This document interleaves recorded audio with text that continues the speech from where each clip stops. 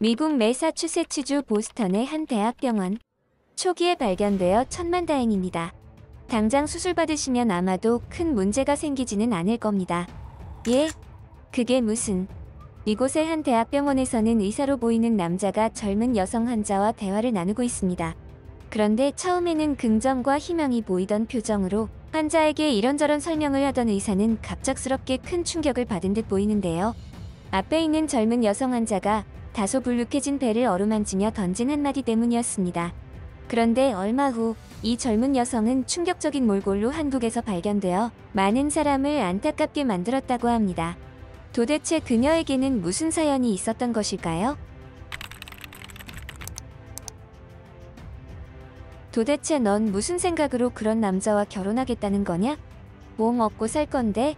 아무것도 가진 것도 없고 게다가 한국인이라니? 제정신이니? 난 절대 인정 못하니까 그렇게 알아라. 저희 부모님은 결혼을 처음부터 반대하셨습니다. 그건 아마도 제가 결혼하겠다고 데려온 남자가 가진 것이 없고 부모도 없는 한국인이라는 이유였겠지요. 저는 대학교 생활을 통해 남편을 만났고 캠퍼스 커플로 3년을 만나면서 결혼을 결심했습니다. 하지만 그 과정은 순탄하지 않았죠. 저희 부모님은 처음부터 한국인 남친과의 결혼을 반대하기 시작했는데 반대하는 수준도 조금 과하다고 생각이 들 정도로 반대하시니 저는 당황스러웠어요. 사귀면서 부모님에게 인사를 드리지 못했던 부분도 있었지만 이렇게까지 반대를 하실 줄은 몰랐거든요. 하지만 저는 한국인 남친을 너무나 사랑했고 이 사람이 아니라면 그 누구도 필요 없다고 생각할 정도로 그 일을 원했습니다. 그래서였을까요? 부모님이 그토록 반대하는데도 불구하고 큰 걱정은 되지 않았습니다. 여차하면 우리끼리 결혼하여 신혼을 즐길 생각이었거든요. 근면하고 성실한 남친과 열심히 생활한다면 무슨 일이든 헤쳐나갈 수 있다고 생각했죠. 그 일이 있기 전까지는 말이에요. 결국 저희는 부모님의 결혼 동의를 얻지 못했지만 결혼을 강행했습니다. 행복할 자신이 있었어요. 물론 처음에 학교를 졸업하고 사회에 처음 발을 디뎠을 때는 힘들었던 게 사실입니다.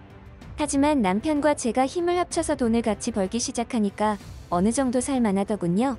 그러다가 결혼한 지 1년쯤 되었을 때 우리 부부에게 축복과도 같은 일이 생겼습니다.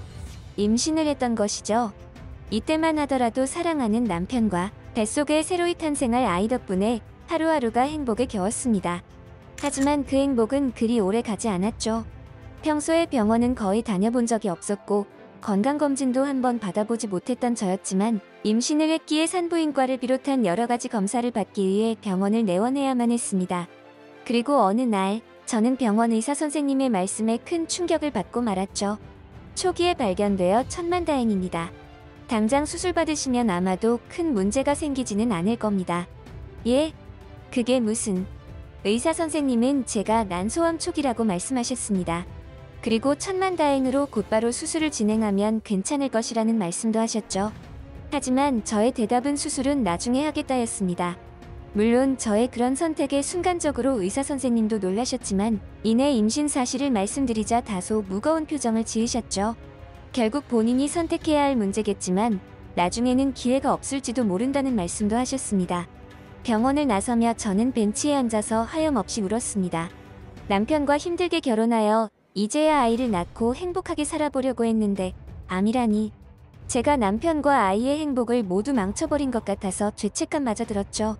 저는 그저 사랑하는 가족과 행복한 삶을 살고 싶을 뿐이었는데 왜 이런 불행을 주는 것인지 모든 것이 원망스러웠습니다. 오죽하면 처음에 저의 결혼을 반대한 부모님마저 원망스러웠을까요? 그냥 축복해 주셨으면 스트레스도 받지 않았을 테고 이런 끔찍한 병에 걸리지 않았을 텐데 하는 생각을 하면서 말이죠. 게다가 난소암은 유전적인 요인이 크다는 말을 들어서 더욱 이러한 생각을 했던 것 같습니다. 집으로 돌아간 저는 남편에게 이 사실을 어떻게 말해야 할지 한동안 고민했습니다. 힘들었어요. 미안하기도 했고요.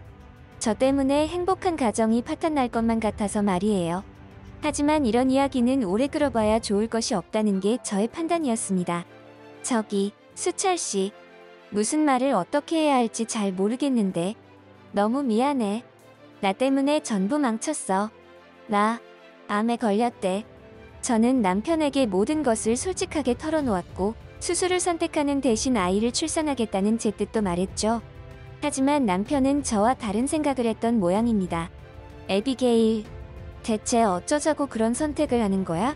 아이는 다시 가지면 되잖아. 시간이 지나서 더 악화하면 나중에는 더 이상 손 쓸 수 없게 되면 어쩌려고 그래? 그러지 말고 당장 수술 받자. 그게 맞아. 응. 남편은 아이를 포기하고 수술 받자고 했죠. 하지만 저는 도저히 그럴 수가 없었습니다. 이미 생명이 잉태한 상태인데 그것을 우리가 마음대로 할 수는 없다고 생각했거든요. 그건 우리가 선택할 영역이 아니라고. 사귀면서도 결혼 후에도 단 한 번도 싸우지 않았던 저와 남편은 그날 처음으로 대판 싸웠습니다. 한편으로는 서로의 의견을 주장하며 다투다 보니 속이 후련해지는 것 같기도 했죠. 저 또한 뜻을 굽히지 않았고 남편도 마찬가지였습니다. 끝나지 않을 전쟁을 하는 듯한 기분이었어요. 어쩌면 남편의 말이 정답일 수도 있었습니다. 남편 말대로 제가 건강해야 아이도 있는 거라고. 순간적으로 그런 남편의 말에 흔들리기도 했죠. 인정하겠습니다. 하지만 저는 도저히 지금 제 뱃속에 있는 아이를 포기할 수가 없었습니다. 결국 저는 남편에게 언성을 높이지 않고 조곤조곤 저의 뜻을 관철했죠. 내가 내 목숨 소중한 줄 모르겠느냐? 나도 절대 내 귀한 목숨을 포기할 생각이 아니다. 아직 초기라고 하니 아이를 출산할 때까지만 기다렸다가 출산 후에 수술 받을 생각이다. 그러니까 조금만 견뎌보자. 다 잘 될 거다. 이런 식으로 남편을 구슬렸습니다. 실제로 저의 솔직한 생각이기도 했고요. 그렇게 시간은 흘러 마침내 출산 기일이 다가왔습니다. 어느 날 새벽 진통이 왔고 그 길로 병원으로 갔죠. 힘겨운 시간을 견뎌내준 소중한 우리의 아이는 딸이었습니다. 아주 이쁜 딸이었죠. 저는 그 순간을 잊지 못합니다. 아이를 낳고 제가 낳은 그 아이를 안았을 때의 그 감동을 말이에요. 그 어떤 것과도 바꾸고 싶지 않은 소중한 것이었습니다. 역시나 저의 선택이 옳았다는 것을 다시 한번 느끼게 한 순간이었죠. 한동안 걱정스러운 표정만 짓고 있던 남편도 그 순간만큼은 누구보다 행복한 표정이었어요. 그 모습을 보는 저 또한 그리 좋을 수가 없더라고요. 그때만 하더라도 아무런 걱정도 불안도 없었습니다. 모든 것이 잘 풀려가고 있다고 생각했으니까요. 그 일이 있기 전까지는 말이죠. 아이를 출산하고 어느 정도 몸을 추스른 저는 암 수술을 위해 대학병원을 방문했습니다. 하지만 저와 남편은 그 자리에서 온몸이 얼어붙을 수밖에 없었어요. 정말 유감입니다. 그때 말씀을 드렸다시피 그 시기를 놓치면 수술이 불가한 상황에 이를 수 있다고 했는데 불행하게도 현재 환자분의 상태가 그러합니다. 저와 남편은 긍정적인 생각을 하며 병원을 방문했지만 이러한 의사 선생님의 말씀에 저희 부부는 그야말로 앉은 자리에서 벼락을 맞은 듯 한동안 아무것도 할 수가 없었죠. 그렇게 저희는 한참 동안 말없이 집으로 향했습니다. 각자 서로가 생각을 정리할 필요가 있었어요. 하지만 생각이 모두 정리되기도 전에 우리는 불청객을 맞이해야 했습니다. 집에 도착해보니 저희 부모님이 계셨거든요. 생전 인연을 끊고 살다시피 했는데 어쩐 일로 온 것인지 몰랐어요. 하지만 얼마 지나지 않아서 그 이유를 알 수 있었습니다. 남편이 저희 부모님에게 연락하여 현재의 제 상황에 대해서 말을 했던 모양이었어요. 아무래도 부모님은 알고 있어야 하지 않냐면서 말이죠. 하지만 딱히 지금은 도움이 되는 상황은 아니었습니다. 오히려 그 반대였죠. 저희 부모님은 남편을 질책했어요. 제가 고집을 피워도 수술시켜야지 왜 그러지 못했냐고. 제가 잘못되면 모두 남편 탓이라며 몰아붙였죠. 그래서 저는 그러한 추태를 부리는 부모님을 댁으로 물리고 남편과 진지하게 이야기를 나누었어요. 지금의 상황에 대해서 말이죠. 남편, 우리 진지하게 이 문제에 대해서 이야기해보자. 나는 내 건강에 대한 현실을 받아들이려고 해. 수술을 미룬 것도 내 선택이고 후회는 없어. 다만 당신과 우리 딸에게 미안할 뿐이지. 그래도 그런 나라도 이해해 줄 거지? 미국 대학병원에서 그러한 판단이 나왔다는 것은 더 이상 가망이 없다는 사실이었기에 빠르게 받아들이기로 결정했습니다. 그리고 이제부터 제가 해야 할 단 한 가지는 남편과 아이의 모습을 최대한 많이 기억하는 것이었어요. 그리고 저라는 엄마가 있었다는 사실을, 존재했다는 사실을 미래의 제 딸에게 알리고 싶었습니다. 그래서 최대한 많은 영상을 담았고 행복한 모습들을 담으려 노력했죠. 행복했습니다. 그러한 순간들이요.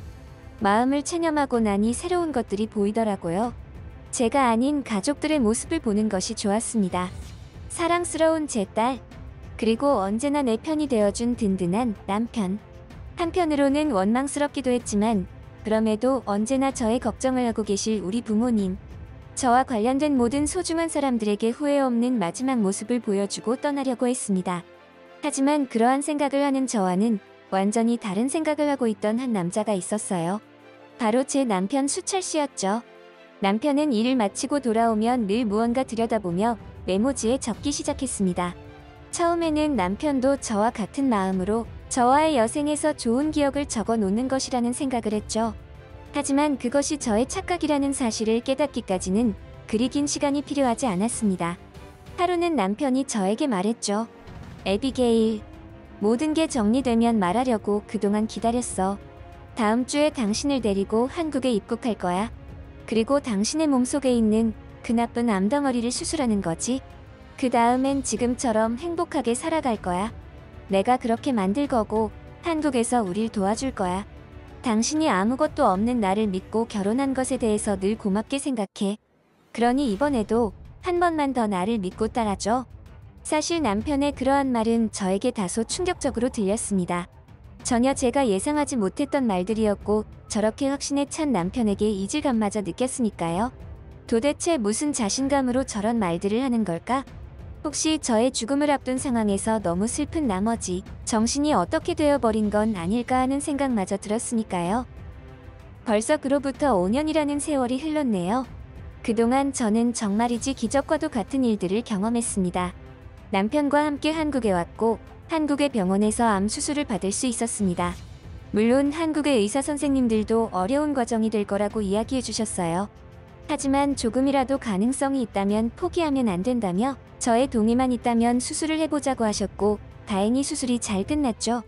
제가 모든 것을 포기하고 삶을 정리하고 있을 때 남편은 전 세계의 병원을 모두 뒤적거리며 저를 살리기 위해 노력하고 있었다는 것을 뒤늦게 알았습니다. 그러다가 한국에 있는 지인을 통해 한국의 의술이 굉장히 뛰어나며 미국과도 견주는 정도이고 어떠한 분야에서는 미국을 상회하는 정도로 발전했다는 것을 알게 되었다고 했어요. 제가 바로 그 살아있는 증거라고 생각이 됩니다. 5년째 되는 오늘 병원에서 완치 판정을 받았죠. 그 이후로 저와 남편 그리고 사랑스러운 저의 딸은 한국에서 새로운 인생을 살고 있습니다. 단순하게 한국이 저의 목숨을 살려주었다는 점에서 이러한 선택을 한 것은 아닙니다. 한국에서 진료받으며 생활을 해보니 이곳만큼 좋은 곳이 없더라고요.